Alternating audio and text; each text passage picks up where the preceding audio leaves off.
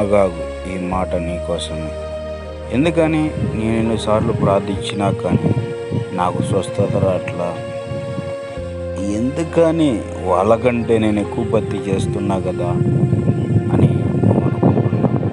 కానీ దేవుడు అంతకంటే ఒక మాట అంటున్నాడు. ఏమనంటే మార్కు సువార్త 5వ అధ్యాయం 34వ వచనం.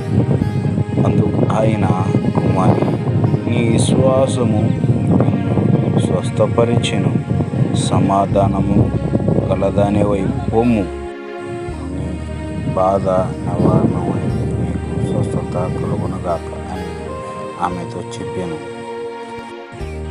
ఎప్పుడైనా నువ్వు విశ్వాసించావా? ఎప్పుడైనా విశ్వాసం నమ్మావా? అయితే దేవుడి కార్యం చూడబోతున్నావు. సమాధానము కలదానివై పొమ్ము అన్నాడు దేవుడు.